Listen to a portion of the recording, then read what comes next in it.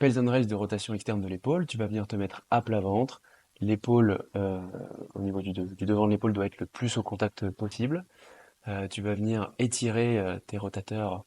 en mettant la main le plus haut possible sur le bâton où la tension devra être modérée, car tu vas devoir tenir 2 minutes dans cette position d'étirement. Pour les besoins de la vidéo, on va pas tenir 2 minutes, mais au bout de ces 2 minutes, tu vas commencer progressivement à pousser, par exemple ici, la main dans le bâton, dans le sol, de 0 à 100%, progressivement en augmentant sur le temps et les secondes indiquées. Exemple, pour la première semaine, tu vas devoir pousser 10 secondes dans le sol, donc tu vas progressivement pousser de 0 à 100%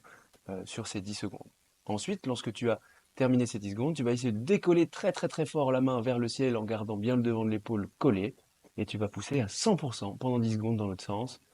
et tu relâches et tu vas te mettre dans une position d'étirement un peu plus importante sur les 30 secondes qui suivent, pour ensuite mener à un deuxième cycle de contraction Pels and Raise, où je vais progressivement pousser de 0 à 100% sur le temps indiqué dans le sol, et ensuite, instantanément, essayer de décoller le plus fort possible la main vers le ciel pendant le temps indiqué.